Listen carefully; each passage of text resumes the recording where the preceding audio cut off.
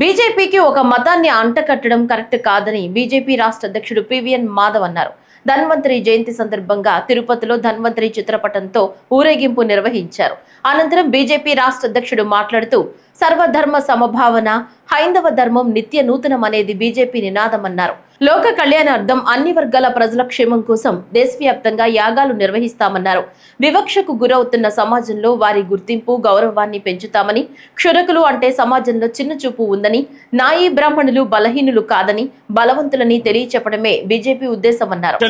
ప్రపంచంలో ఆయుర్వేదానికి ఆద్యుడు ధన్వంతరి. ఆ యొక్క ధన్వంతరి జయంతి నాయీ బ్రాహ్మణ యొక్క ఏదైతే వాళ్ళ యొక్క సమాజం గౌరవం ప్రతిష్ట ఉందో దాన్ని పెంచే ఒక ప్రయత్నం భారతీయ జనతా పార్టీ ఆధ్వర్యంలో, ముఖ్యంగా మా ఓబీసీ మోర్చా ఆధ్వర్యంలో ఈ కార్యక్రమం చేయడం జరుగుతుంది.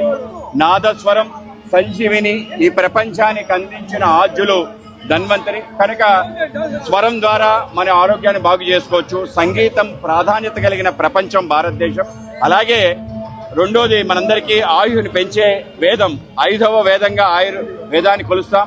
కనుక ఈ రెండు ప్రాశస్యాన్ని కలిసి ధన్వంతరి యొక్క యాగం, నాయీ బ్రాహ్మణులు ఎవరైతే కొంత వివక్షతకు గురవుతున్న సమాజం ఉందో, ఎవరి కారణంగా స్వామివారి మేల్కొల్పు జరుగుతుందో వాళ్ళ యొక్క వైభవం, వాళ్ళ యొక్క నిజ చరిత్ర, వాళ్ళ వెనకుండే కులదైవమైన ధన్వంతరి ఈ విషయాలు ప్రపంచానికి తెలియాలి. కేవలం క్షౌరం తప్ప ఇంకేమీ చేయలేరు అంటే వాళ్ళు క్షాత్రం, అలాగే సంగీతం, వైద్యం అన్నీ చేయగలిగే సమాజం అని ప్రపంచానికి చూపెట్టడానికి, వాళ్ళ గౌరవాన్ని మరింత పెంచడానికి ఉద్దేశమే ఒక సంజీవని స్వరం అనే కార్యక్రమం.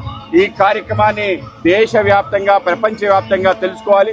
ఈ సమాజం స్వామివారికి చేస్తున్న సేవ, ఈ యొక్క ధర్మానికి చేస్తున్న సేవ తప్పనిసరిగా తెలియాలి. వాళ్ళకి గౌరవం రావాలి, వాళ్ళకి సంబంధించిన పోస్టులు ఫిలప్ అవ్వాలి. ఆ విధంగా ముందుకు సాగాలని మా కోరిక. ఆ విధంగా బలహీన వర్గాలు కాదు, ఇలా బలమైన వర్గాలు అనే విషయం ప్రజల్లోకి తీసుకెళ్లే ప్రయత్నం భారతీయ జనతా పార్టీ చేస్తుంది. ఇటువంటి వర్గాలన్నిటికీ సంబంధించిన కార్యక్రమాలు, వాటి వైభవాన్ని తెలియజేసే ప్రయత్నం మేము సదా చేస్తాం. సమ్మేళనం సర్వధర్మ సమభావన అనేది మా యొక్క పంచనిష్టలో ఒక నిష్ట. ఆ విధంగా మనం ఏదైతే హైందవ మతం అని చెప్తున్నామో ఇది హైందవ ధర్మం. ఈ యొక్క ధర్మం సనాతనమైంది, నిత్య నూతనమైంది, ఎప్పటికప్పుడు యుగాంతర పరివర్తనమై ఈ యొక్క విశ్వ కళ్యాణం కోసం విశ్వజననీయమైన శాస్త్రీయమైన ఆలోచనే హైందవం. ఆ హైందవాన్ని తెలియజేసి ఆ హైందవంలో ఉండే అనేక జాతులకు సంబంధించిన అంశాన్ని తెలియజేసే ప్రయత్నం భారతీయ జనతా పార్టీ